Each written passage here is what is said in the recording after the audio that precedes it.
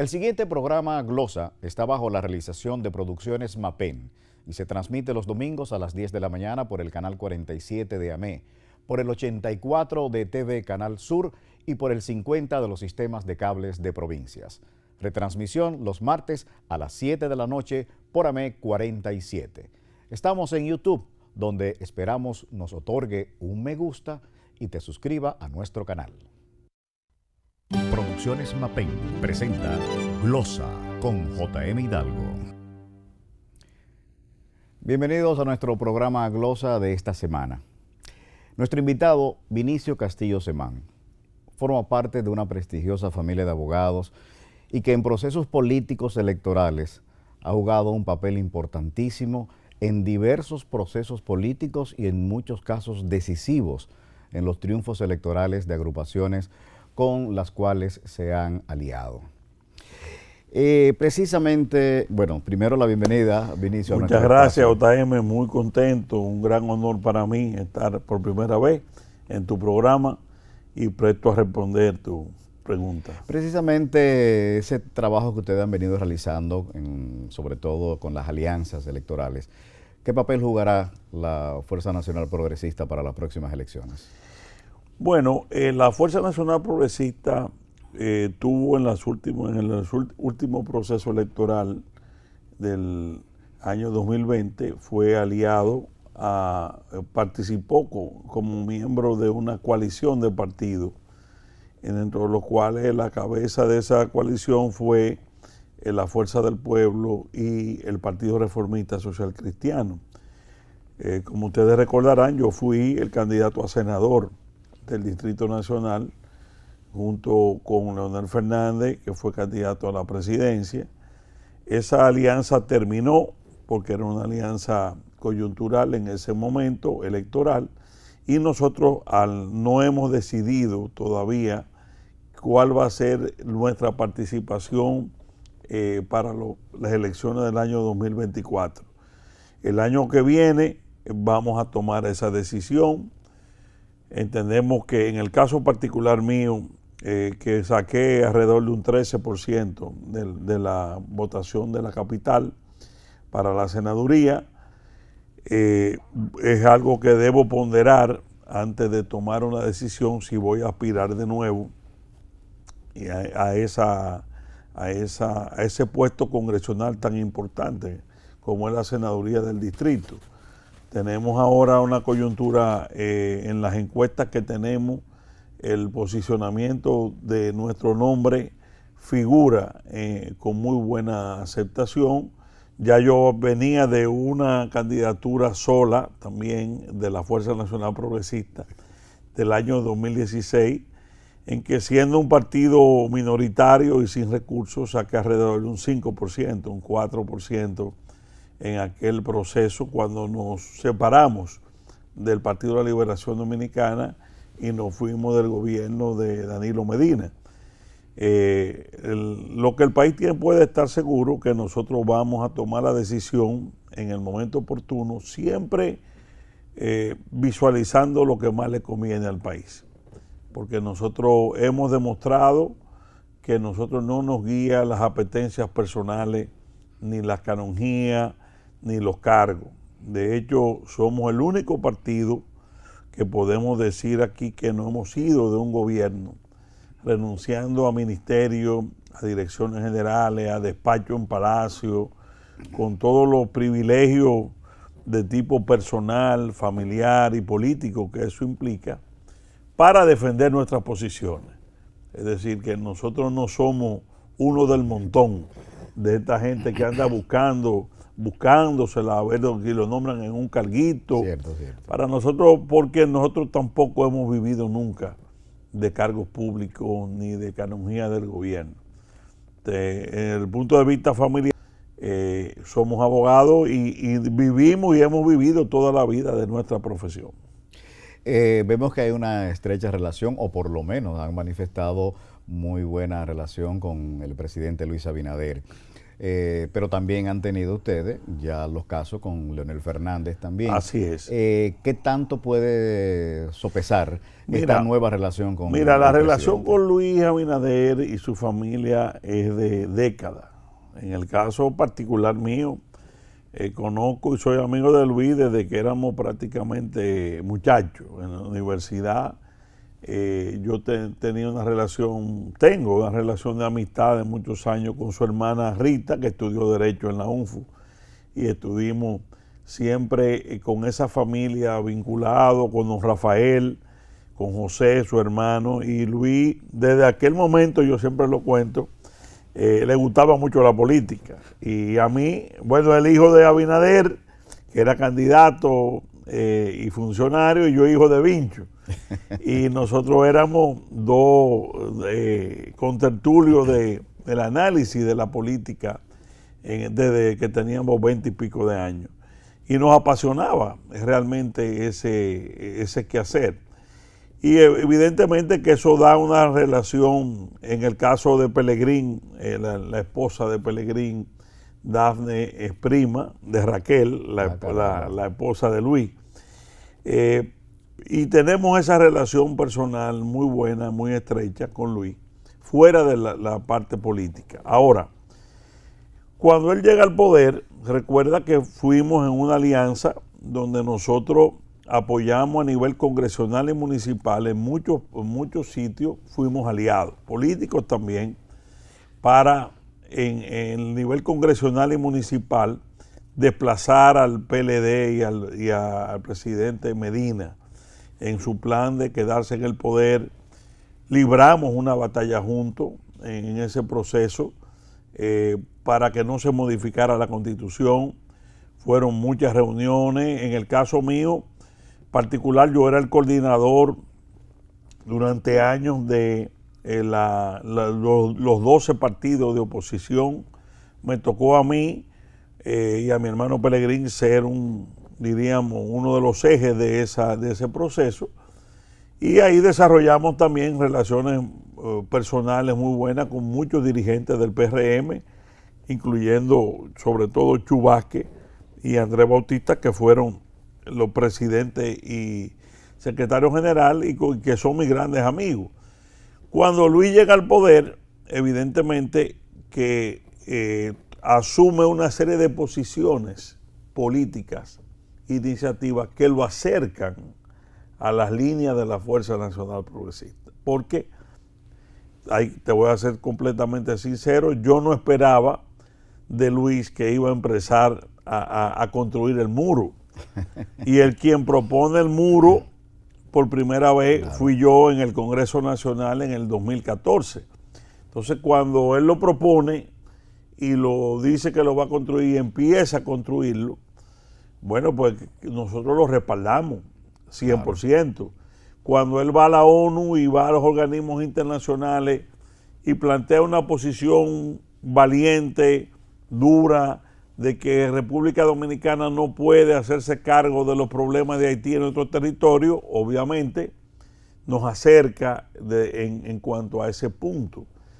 Y fuera del tema de Haití está el tema de la corrupción también. Hemos apoyado las iniciativas de doña Miriam Germán, que fue evidentemente un logro de Luis Abinader, desprenderse del poder que implica aquí para un presidente tener en la Procuraduría General de la República a alguien vinculado políticamente. Él se desprendió de ese poder y ha respetado hasta el momento esa independencia. Es un logro innegable de su gobierno y nosotros lo hemos apoyado. Y lo vemos en muchísimos otros aspectos empeñado de buena fe, en medio de una crisis gigantesca, en hacer las cosas bien. Y hemos tenido lo que se llama una oposición constructiva, de apoyar las cosas que haga bien y de criticar a aquellas que haga mal. Yo creo particularmente que le ha faltado equipo. Lo comentaba en las redes sociales. A mí mucha gente me para en la calle porque me siente cercano, claro, personalmente, y me dice, dígale a tu amigo que esto está mal, o que hay en determinadas áreas. Y lamentablemente él no ha tenido en su equipo gobernante el mismo énfasis que él le ha puesto a su trabajo como presidente. Esa es la verdad.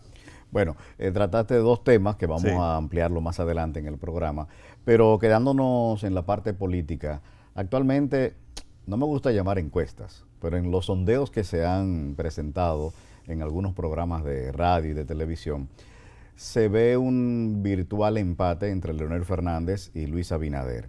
¿Qué tan cierto es ese del empate y no será esto un manejo para seducir al electorado a partir de este momento? La realidad es que, sin entrar en particularidades de número y de cercanía de uno y otro, la verdad es que hay una polarización en este momento, en que Leonel Fernández es el cabeza de la oposición electoralmente hablando al día de hoy. Eso es así. Yo le digo a algunos amigos del PRM, como que no lo creen y ellos se sienten como sorprendidos. Y ellos tienen que entender que siempre cualquier gobierno va a tener una oposición. Y más en este caso, cuando tú analizas el comportamiento electoral del país en los últimos 30 años, te das cuenta que el país está dividido en dos mitades. Siempre ha sido así. Un poquito más en favor de uno y un poquito menos. Desde el doctor Peña Gómez para acá, eso no ha variado. Y la cabeza de la oposición, porque ha sido el hombre 3 veces presidente, señor, el que ha sido 3 veces presidente de un país como este, tiene una cadena de relaciones a nivel nacional gigantesca. Internacional también, y la preparación. Internacionalmente tiene una obra portentosa de gobierno que por más que lo insulten, está ahí. Leonel Fernández, fuera de Joaquín Balaguer, es el presidente que más ha construido en este país. Tiene realizaciones en el área económica, del 96 al 2000, su gobierno fue uno de los mejores. Recibió en el 2004 un país devastado y lo revivió en 1 año, 2 años. Todo eso está ahí. Y todo eso pesa al momento de ser hoy la figura principal de la oposición. Independientemente de que usted lo odie, de que lo admire, de que lo quiera, es la realidad. Leonel Fernández es una realidad. Y está el PLD, que está en una indefinición, que evidentemente tiene un chance, y yo creo que lo tiene, en la medida en que sean inteligentes, en la medida en que no se pongan brutos, o sigan siendo... ¿Cuál sería una actitud de bruto? Bueno, la actitud de bruto sería tratar de imponer un designio de lo que Danilo y José Ramón quieran, e imponer una candidata que no tiene internamente ninguna maquinaria para tratar de manejarla en el futuro.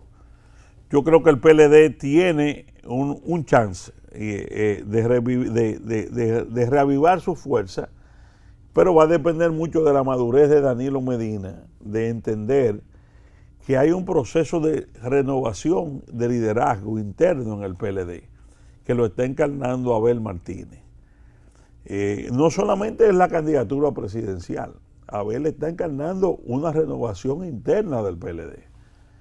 Si Danilo no se da cuenta de que ese es un proceso indetenible y que no es, él no tiene que hacerlo contra él, porque Abel tiene una relación con Danilo, el pueblo no lo percibe como un amanuense ni como un cargamaletín, pero tampoco lo percibe como un enemigo de él, al revés.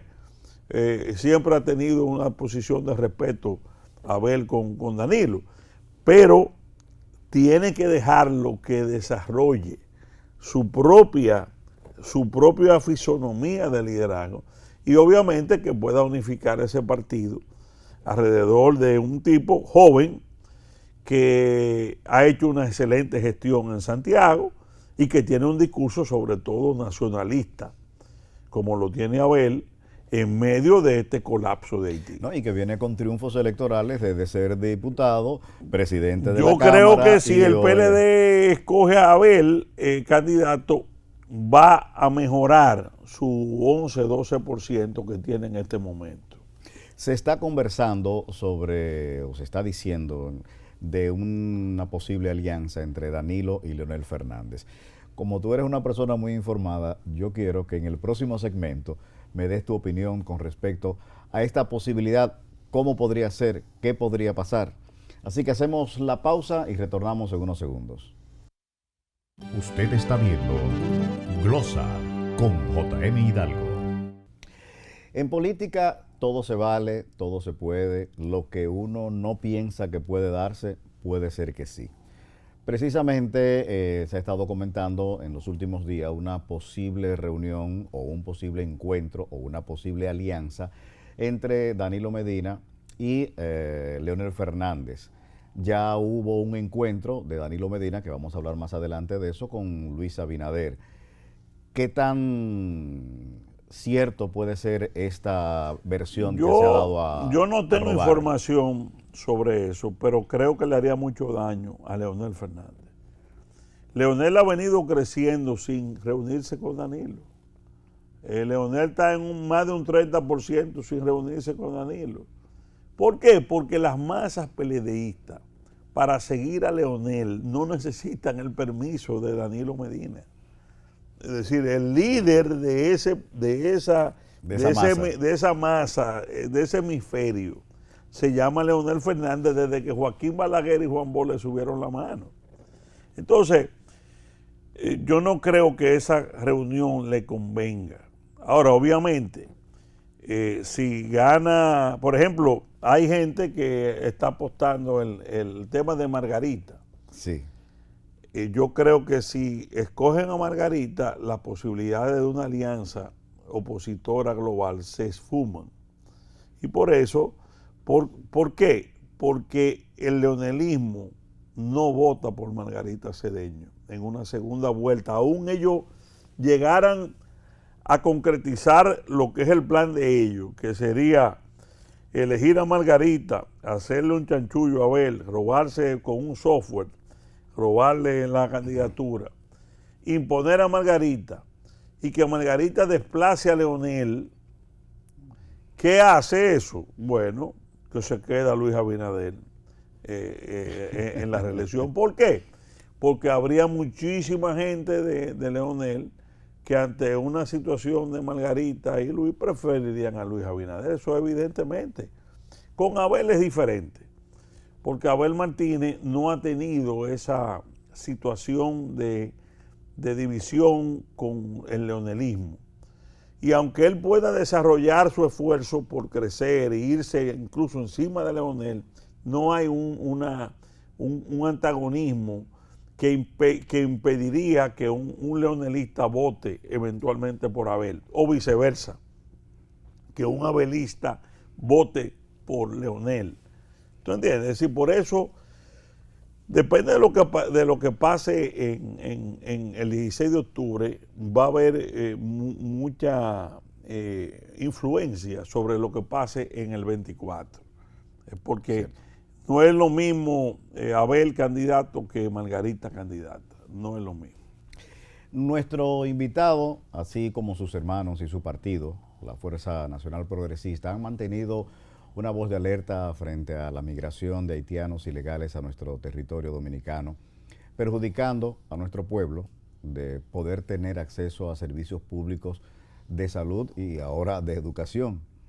La construcción de un muro, que siempre hemos dicho que es una simple valla perimetral, que no es lo suficientemente fuerte para detener una estampida masiva de haitianos que quiera penetrar a nuestro país. Esa verja hoy es más necesaria y que sea más fuerte frente a las protestas de los ciudadanos haitianos. Precisamente el pasado miércoles fue la última que tenemos información por la subida de los precios de los combustibles, por las condiciones paupérrimas con que viven los haitianos. ¿Cómo vislumbra en un futuro cercano lo que pueda ocurrir en República Dominicana y en Haití con esta situación?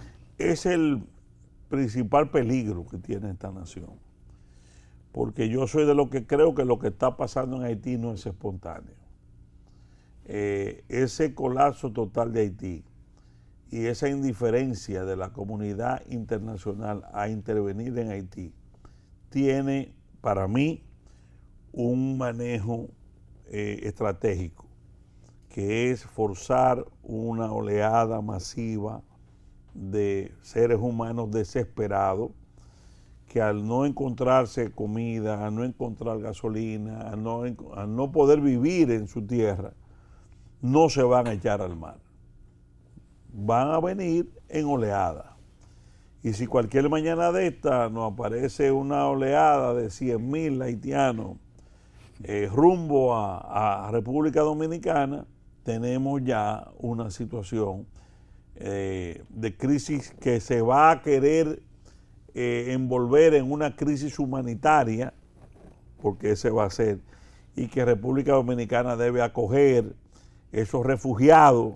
Exacto. Que fue algo similar a lo que le planteó Clinton a Balaguer en el año 93, que acogiera aquí 24 campos de refugiados, porque tú, ante una oleada de 100, 200,000 haitianos que vengan hambrientos, ¿qué vas a hacer? ¿Caerle a tiro?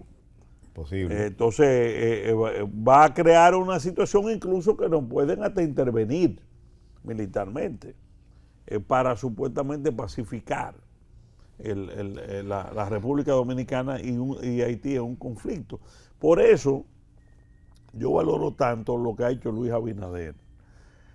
Y yo no me quedo en la mezquindad aquí de la parte politiquera. Luis ha sido insistente en Estados Unidos, en ONU, en OEA, advirtiendo esa situación. Y ha buscado aliados internacionales. A mí me consta, pues tengo información en Costa Rica, Panamá, Argentina, la gente del CELAC, preparando una defensa del país para esa situación, porque Luis ha estado planteando que la comunidad internacional debe intervenir en Haití para auxiliar a Haití en Haití, pero para evitarnos un colapso o una desestabilización a nosotros. ¿Es válido entonces el hecho de que pueda ocurrir una intervención Pero claro, al país de Haití? Es que es fundamental. Haití no tiene manera de autosostenerse. Haití necesita una intervención, sea de la ONU, sea de la OEA, para poner orden interno, quitarle el control a las bandas criminales, crear un orden mínimo de estabilidad y de normalidad y proceder posteriormente a un tema electoral. Pero en este momento eso es absolutamente imposible. Entonces, la intervención en Haití es algo inexorable desde el punto de vista del futuro de Haití y de la estabilidad de la República Dominicana. Por eso, nosotros tenemos que ahora cerrar esa frontera, solamente dejarlo con los alimentos, obviamente, porque no podemos ser brutos de cortarle los alimentos que existen. Tenemos que mantener solamente los aspectos de alimentos, pero después cero visa, cero situación, para que la comunidad internacional sepa que la República Dominicana no se va a echar, como diría el pueblo, ese muerto arriba. Porque si la comunidad internacional, que es lo que está entendiendo, cree que a pesar de los discursos sí estamos dispuestos a echarnos ese muerto arriba, pues va a seguir. Mira la situación de educación ahora mismo. La semana que viene yo voy a pedir, vía la ley de libre acceso a la información pública, la información al Ministerio de Educación para que me diga cuántos haitianos ilegales hay inscritos en las escuelas. Porque yo no entiendo, yo, Vinicio Castillo, entiendo que aquí se diga que más de 250,000 muchachos dominicanos no hayan tenido cupo en las escuelas este año, de buenas a primeras. Y se habla de dar muchísimas explicaciones, que fue que se mudaron para la privada, No. Hay que chequear si no es que no han metido este año. Las ONG que han estado trabajando han inscrito a miles y miles de ilegales haitianos en las escuelas, que sería insólito que estemos sacando a los dominicanos de las escuelas para dárselo a ilegales haitianos. Sería insólito. Sé que tienen una preocupación por el próximo censo nacional. Claro. ¿En qué consiste precisamente Bueno, ese tú temor? sabes que siempre ha habido censo de población y familia. Sí. Así se llaman los censos. Pero ese es uno de los problemas que tiene el presidente Abinader, que mi amigo personal, y se lo he dicho, que tiene un discurso fuerte de defensa de la nación, pero tiene un grupo de funcionarios haciendo lo contrario. Entonces, ¿qué pasa? Hay gente que está entendiendo que la posición del presidente es decir una cosa y hacer otra. Y eso le hace un daño terrible. Por ejemplo, el ministro de Economía, el hijo de Isa Conde, de Narciso Isa Conde, es un ex empleado de la ONU que ha vivido la vida entera como tecnócrata de esos organismos internacionales, acusó de racismo al pueblo dominicano, no a Vinicio Castillo, ni a Pelegrín, al pueblo dominicano. Y tanto así que lo felicitó, Claudio Josep lo felicitó. El exministro. ¿Qué pasa? El gobierno falla, porque el gobierno mínimo tenía que decir, esa es una declaración personal, a título personal de ese ministro, no compromete la posición del gobierno, aquí se respeta los derechos humanos, aquí no se persigue por raza, aquí no hay racismo, una defensa del país, no lo hace, pero no es que no nada más hace eso. Ese ministro coge para la frontera, siendo un ministro de Economía, que todo el mundo sabe que los ministros de Economía tienen un bajo perfil mediático. Cuando hablan es de economía. Exacto. Y se va a la frontera a pavonearse como un ministro de frontera. Y allá se junta con Capellán, el de Codevi, que anda huyendo, ahí le tienen cerrado el desorden en Juana Méndez, le tienen cerrada la zona franca. Y empieza a hablar de empleo en la frontera, pero calla que es empleo para dominicanos. Y que los proyectos que él tiene, pero ven acá, y quién lo ha puesto usted como ministro de frontera. Y lo peor, lo del censo, le cambia el de población y familia y le pone censo de derechos. ¿Cómo así? Así que se llama el censo. Censo de derechos. ¿Qué quieren significar con eso? Porque quieren hacerle una traje a la medida a las acusaciones que nos están haciendo desde fuera, incluyendo Estados Unidos en su último informe, de apatridia. Ellos quieren en ese censo dos cosas. Confirmar ya con un instrumento oficial de que hay 500,000, 300,000 apátridas y un plan de regularización nuevo para los haitianos. ¿Qué necesitan? Ellos necesitan decir, bueno, que ellos censaron y que hay, por ejemplo, 1 millón de personas viviendo en República Dominicana más que lo que dice la Junta Central Electoral. Entonces ya ante eso se amerita un nuevo plan de regularización. ¿Me entiendes? Yeah. Es decir, es una maquinación contra el país. ¿Qué pasa? El presidente Abinader no lo destituye, crece el rechazo. ¿Qué va a ocurrir? Que va a venir entonces un boicot al censo.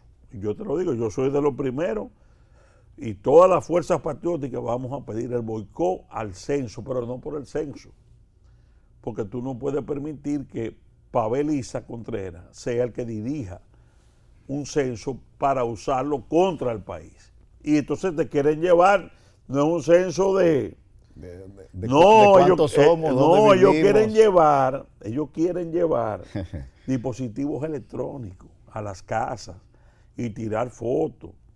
Y son hay tanta perversidad que uno de los planes que tienen es introducir la división por raza y por colores.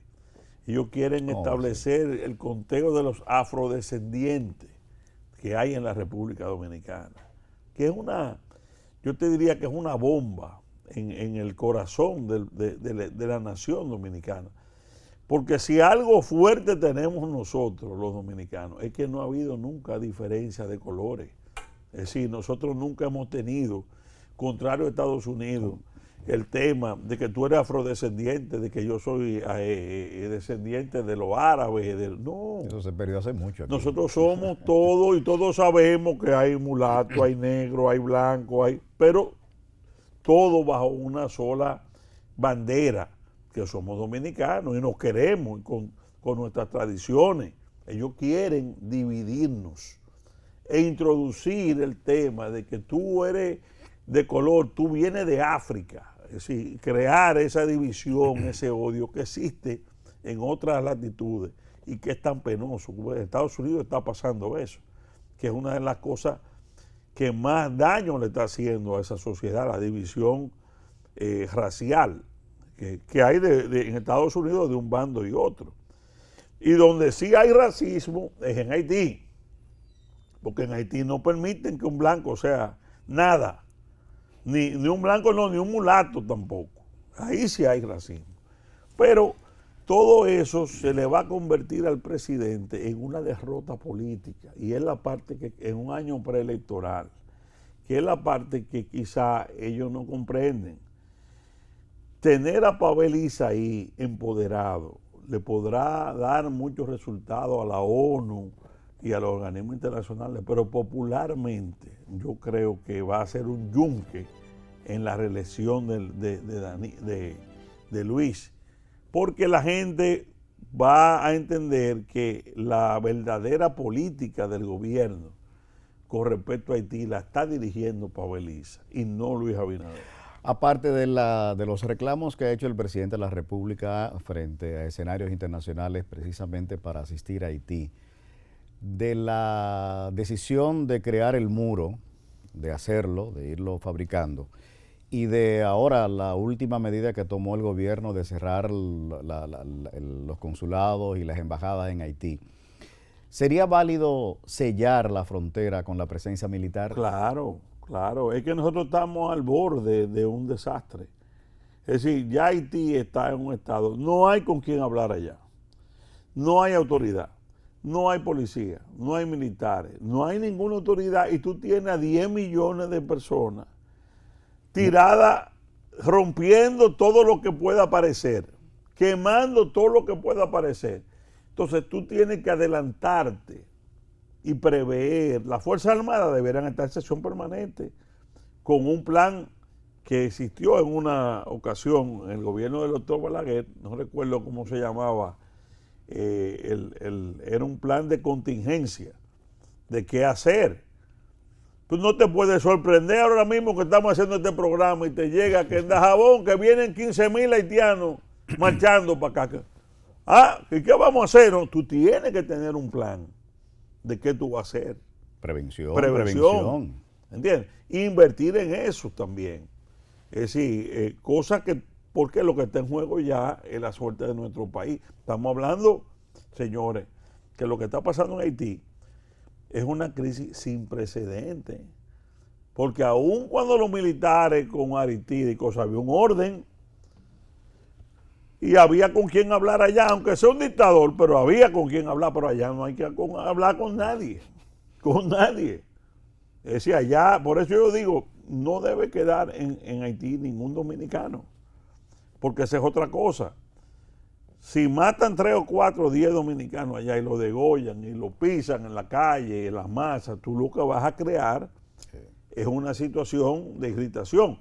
Pero ¿qué pasa? Tú tienes 1,5 millones aquí de haitianos. ¿Pueden las Fuerzas Armadas nuestras contener 30 o 40 focos de desorden haitiano en el país en este momento? En la frontera entera. De arriba a la frontera. Y aquí internamente. Ahí en los ríos hay más haitianos que en cualquier provincia. ¿Oíste? ¿Qué le ha faltado? Organizarse y tener armas.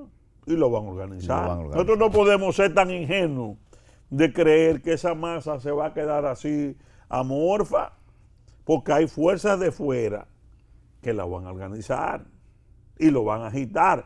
Ese Claudio Yusef tiene su carrera política fijada en eso, en la agitación y en la confrontación de ambos pueblos, y hablando de Dessalines y de Toussaint, cuando le respondió a Luis Abinader, pero esa gente era la que hablaba de única e indivisible. Bueno, con respecto a eso y a Joseph, yo quiero hacerte una pregunta sobre la decisión tomada por el presidente Luis Abinader, pero te la hago en el próximo segmento. Usted está viendo Glosa con JM Hidalgo.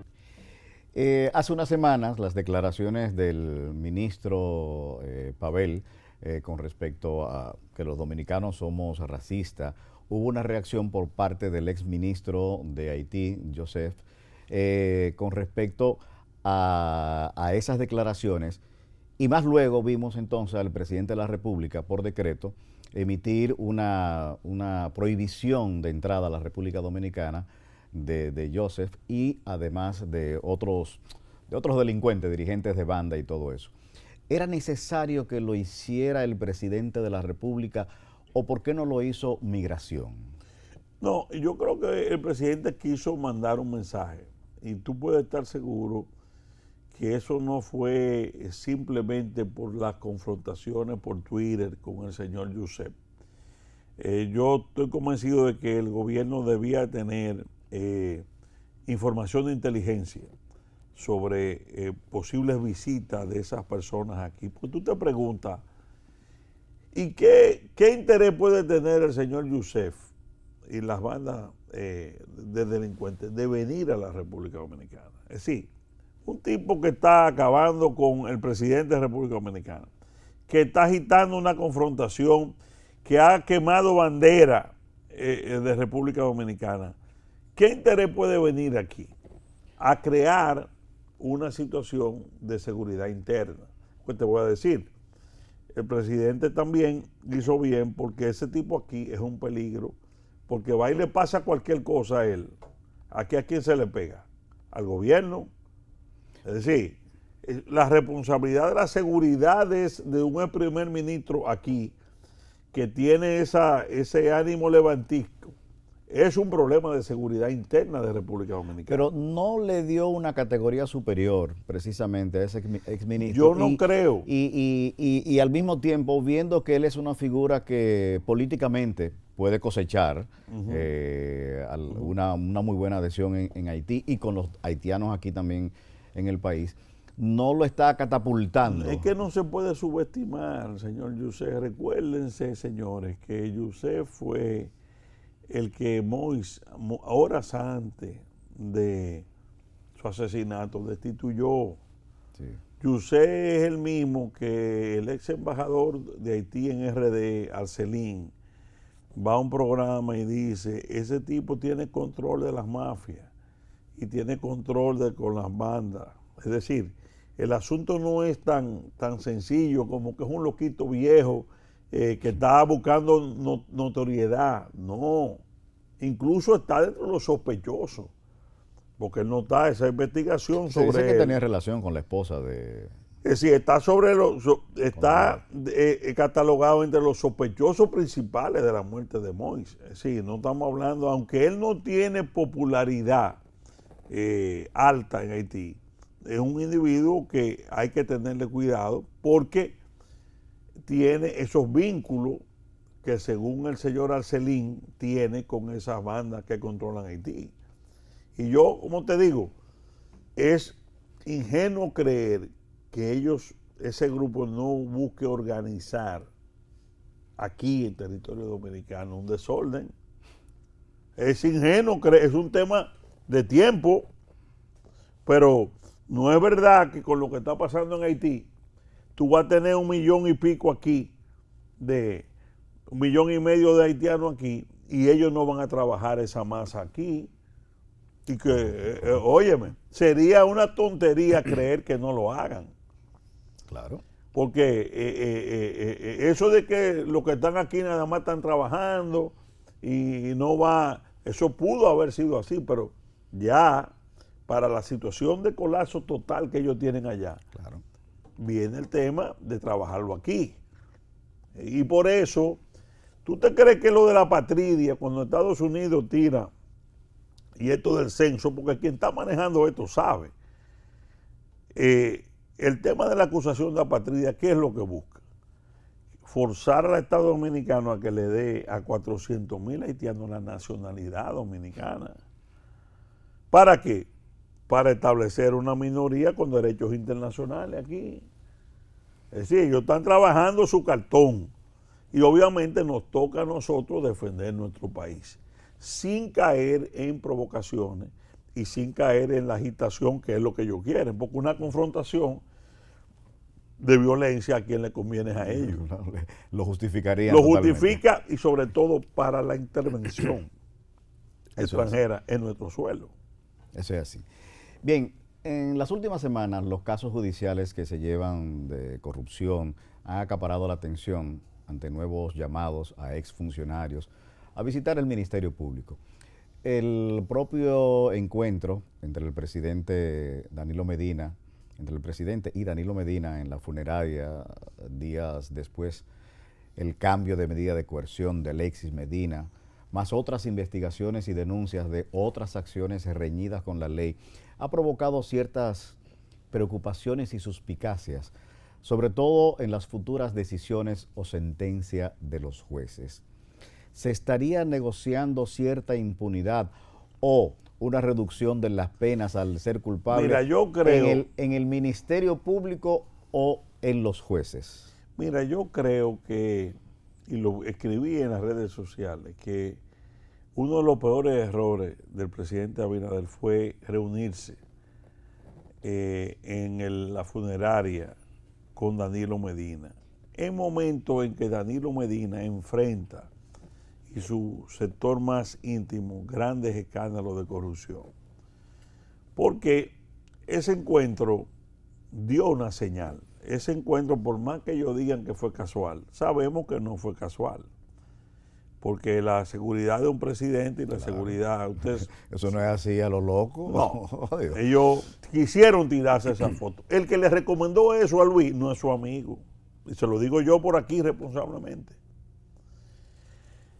Porque en el PRM hay un sector que siempre ha planteado su cercanía con el grupo de Danilo Medina. Eso es lo que pasa. Y siempre ha planteado que se debe cesar la lucha contra la corrupción porque políticamente no le conviene. Y van y le dicen a Luis, mira, Leonel está subiendo y el PLD está muy bajito, hay que darle aire al PLD. Es decir, un razonamiento simple, simplón, que no ve más allá de las narices de quien dice eso. Porque si la fortaleza principal de Luis Abinader en este país es precisamente ese tema, claro, de la corrupción. La corrupción y la lucha. Si tú la perdiste, el tema de la corrupción y la diferenciación entre el presidente y sus opositores en esa lucha de corrupción, ahí mismo, hasta ahí llegaste. Entonces, ¿qué pasó? Se reúnen, sueltan al hermano de Danilo 2 o 3 días. No hay manera, JM, que a este país que sabe, que conoce al cojo sentado y al tuerto durmiendo, y aún no fuera así, no hay manera de que la gente no crea que eso fue un arreglo. Y lo de la onza, compadre Danilo, que salió descargado, que fue así, porque los jueces... Sí, porque también fue eso coincidencialmente. Porque también el mensaje a los jueces, ¿qué es lo que dicen los jueces? No, pero espérate, si ya Danilo está arreglado con el gobierno, espérate, yo ya suelto. ¿Tú me estás entendiendo? Claro. Es decir, entonces, ¿quién paga esa java política? La paga el presidente, su imagen. Hoy, por ejemplo, el miércoles fue Tommy Galán, el jueves pasado, a hoy mismo, y dice que el Poder Ejecutivo le cedió gentilmente al PLD el uso de 1.500 escuelas públicas para hacer su consulta. Óyeme, tú sabes lo grave, una consulta contraria a la ley electoral. Exacto. Para burlarse de la ley, burlarse de la Junta, que el gobierno le dio 1.500 escuelas públicas al PLD. Eso le hace un daño terrible al presidente. Y por más que ellos hagan eso, si el fin que le dice el otro sector del PLD, y que con eso ellos van a parar a Leonel o lo van a bajar. Pero ¿qué le impide al presidente manifestarse en contra de esas acciones que repercuten contraria y negativa? Yo espero que él reaccione, porque yo creo que lo que pasa es que en el PRM hay gente que no está en el plan de la reelección de Luis, eso es lo que yo creo, y que le gustaría que el año que viene Luis no llegue con esa fuerza, el 23. Porque si Luis no llega con esa fuerza y Luis puede decir, bueno, yo estoy joven, yo no me ha tocado gobernar en medio de una crisis, no tengo esa situación de obligado, he estado cansado porque estoy trabajando demasiado, y si los números no me dan, los numeritos no me dan bien, pues yo no voy. Hay mucha gente, hay mucha gente jugando ese palé, pero adentro. ¿Cuál sería el beneficio precisamente de los PRMistas con esa actitud? ¿Cuál? Bueno, el problema interno, que cada quien tiene su cartón, porque ese es el problema. Bueno, yo creo que los únicos que han manifestado cierto rechazo son Guido y Alburquerque. Lo que te quiero decir, pero eso no tiene el tema, y hay gente que en el fondo le gustaría que Luis no fuera, porque se crea un vacío que hay que llenar, porque tiene que, ¿entiendes? Entonces, que cuando tú te pones a ver la gente que aconseja a Luis el acercamiento con el Danilato, tú dices, bueno, pero ¿qué es lo que persigue? Yo creo que lo que más daño le ha hecho a Luis es ese encuentro con Danilo, y que se crea en el pueblo que hay diríamos, una comunicación subterránea o acuerdo tácito. Eso le hace un daño terrible, porque le tumba, como te digo, su bandera esencial, que es la bandera de la corrupción, que ese grupo de Danilo encarna. Por ejemplo, la libertad del hermano de Danilo para su casa. Yo creo que todo lo demás hay que soltarlo también. Porque ¿qué justificación tiene si al general Cáceres se le vencieron los plazos también, y a los demás, de los 16 meses, de los 18? ¿Por qué tú lo vas a dejar preso? Tiene sentido. Tiene que soltarlo a todito. Claro.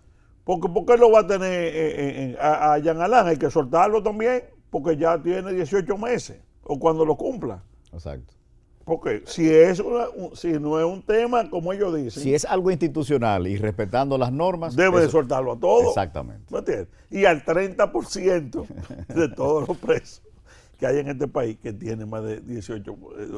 Ciertamente. Entonces, yo te digo, a veces a mi amigo lo veo medio solo.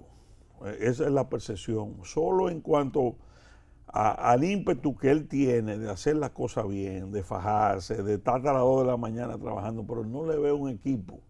Mira lo de educación, lo del pobre Fulcar.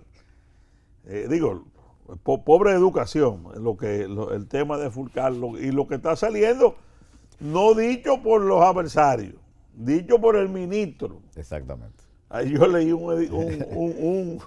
una primera plana de Diario Libre del jueves, el ministro hablando del banquito de picar, de que picaban y se iban. Eso es el ministro actual, hablando del desastre de dispendio de dinero que hubo ahí. Es decir, 20.000 millones, que yo leía que hay 20.000 millones pendientes de ejecutar en educación de aquí al 15 de diciembre. Es decir, en 90 días. Y entonces tú dices, bueno, y estamos obligados a invertirlo como sea para cumplir con el 4%. Pero yo decía, no estamos volviendo locos. Es decir, no es que hay un plan para gastar 20.000 millones, no. Es que hay que gastarlo en lo que sea. Bueno, porque si no, entonces no cumplimos con el 4%. Pero ¿cómo es eso? Entonces, son situaciones que te digo que tú te preguntas, en medio entonces de un proceso de reelección, porque esa es otra cosa. Recuerda que Danilo decía que el que se mete en un proceso de reelección tiene que estar dispuesto a comerse un tiburón podrido y no eructar. ¿Qué significa eso? Olvídate de corrupción, olvídate de moral, aquí lo que importa es que yo me quedo. Ese es el gran reto ahora de Luis también, porque él, si se va a meter en reelección, tiene que hacerlo al margen de lo que la corrupción trae consigo, que es las dádivas, la corrupción. Sí. Él tendría que romper todo un esquema de que la reelección se impone con cuarto, que en este país no es fácil. A cualquier dirigente de base, que tú le hables de que de reelección sin cuarto, te dice, vete por ahí mismo. Por ahí mismo te va. Porque está asociado históricamente la corrupción con el uso de los recursos del poder. Y el uso de los recursos del poder lleva la corrupción. ¿Qué le pasó a Danilo? Que tenía su discurso anticorrupción, precisamente toda la desgracia, y por lo que nosotros nos fuimos, de Danilo como político, viene de ahí. En el 15, si él se queda ahí en ese primer periodo y sale sin, bueno, hubiera podido hasta repetir 4 años después. Pero vienen los amigos. No, tú tienes un 70. Viene Ajo Peralta, tú tienes un 80. Viene, ¿cómo es? Joao, no, ¿y a qué tú le vas a dejar esto? No. Ah, pero mira que no tenemos los votos, cómpralo. Claro. Pero ¿qué pasa? Lo que inició con la compra de los legisladores para imponerse, mira todo lo que trajo después, que es lo que estamos viendo en los procesos penales ahora.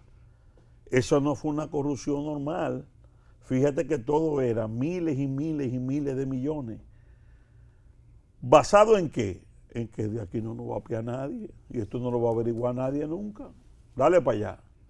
Fíjate una vaina ahí, 20, 30, 40 mil, 100 mil. Yo creo que ya, el respeto a los millones. Porque antes tú decías que se robó 20 millones, que se robó. No hay un solo expediente. Ahora son miles de millones. Señores, vamos a retornar precisamente con el caso del exministro de Hacienda, Donald Guerrero, porque se habla de tipos penales preliminares, lo cual yo quiero que Vinicio me defina eso, porque no entiendo qué es eso. Y sobre todo el hecho de que también se le acusa no de un caso, sino de que tiene 3 casos que podrían, 3 casos más. Más de 100 mil millones. Más de 100 mil millones. Pero eso lo tendremos ya en los últimos minutos de nuestro programa, luego de la pausa. Usted está viendo Glosa con J.M. Hidalgo. En el caso del exministro de Hacienda, Donald Guerrero, por los tipos penales preliminares, que pongo entre comillas, de asociación de malhechores, falsificación, estafa contra el Estado, sobornos, coalición de funcionarios y lavado de activos, ¿qué significa eso? Usted ha llevado una campaña en el Ministerio Público por la decisión de la acusación formal sobre él. Siempre me he quejado de que faltan los peces gordos, porque hasta ahora lo que ha habido son pejecitos, pulpitos y cositas. y coralitos. Los grandes no han caído. Y Donald Guerrero era el tesorero del grupo, ese es grande. Y ese tiene 3 o 4 expedientes que suman más de 100 mil millones. Y obviamente ha habido muchas presiones para que no caiga preso y para que eso se deje así. Eso es evidente. Y hay gente del PRM que ha estado tratando de proteger a Donald Guerrero. ¿Entiendes? Porque el tipo, hay muchas ramificaciones, no estamos hablando de 3 centavos. Y ese es el gran reto que tiene la Procuraduría General de la República, y que entiendo que lo que vayan a hacer deben hacerlo este año 2022. Porque cualquier acción en el 2023, en un año preelectoral, se va a desacreditar como una venganza política, como un tema electoral. Yo creo que lo que el Ministerio Público vaya a hacer en ese caso y en cualquier otro caso grande de corrupción de la administración pasada, debe hacerlo antes de diciembre. porque no sin razón, si lo hacen pegado a las elecciones, se va a ver que tiene un interés político más que de hacer justicia. En el caso de Donald, se ha querido confundir a la gente de que lo pecaminoso es el pago de indemnizaciones por expropiación de terrenos. Y no es así. Lo que ellos hicieron fue, el Estado tiene obligación de pagarle. Lo que ellos buscaron fue un grupo de gente que tenía esas deudas y le quitaron el 60% a dos compañitas fantasmas que el mismo día que cobraron le transfirieron 10.500 millones a esas dos compañías. ¿Y hay prueba de eso? Claro, y hay confesiones. Confesiones porque los dueños de la compañita, que eran Labriego, salió en el programa de Alicia Ortega, dijeron nosotros no tenemos nada que ver con eso, pero ya el Ministerio Público sabe quiénes son los dueños de esa compañía. Esos dueños, según mis informaciones, ya hablaron y ya le explicaron al Ministerio Público cómo se le entraba el agua al coco. Bueno. Así que se supone que en los próximos meses o semanas debe haber un desenlace sobre este caso. De estos casos de corrupción que se llevan ya finalmente, si ellos deciden devolver bienes y el dinero también al Estado Dominicano, primero, ¿por qué vía se haría? Segundo, ¿cómo esto va a repercutir en la sentencia final?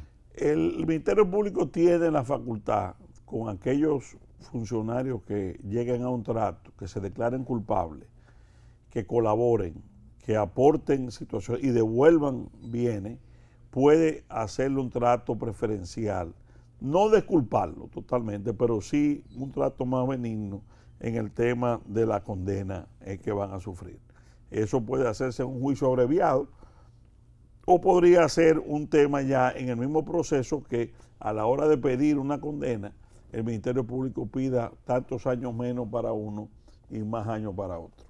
Bueno, Vinicio, muchas gracias por haber aceptado nuestra invitación. El honor es mío de haber estado aquí en este rato contigo, que somos amigos de hace mucho tiempo, tenía mucho tiempo que no te veía. Claro. Y muy interesante el programa y para adelante. Gracias, gracias. Okay. Señores, hasta la próxima semana cuando volveremos a estar en nuestro espacio Glosa. Producciones Mapén presentó Glosa con J.M. Hidalgo.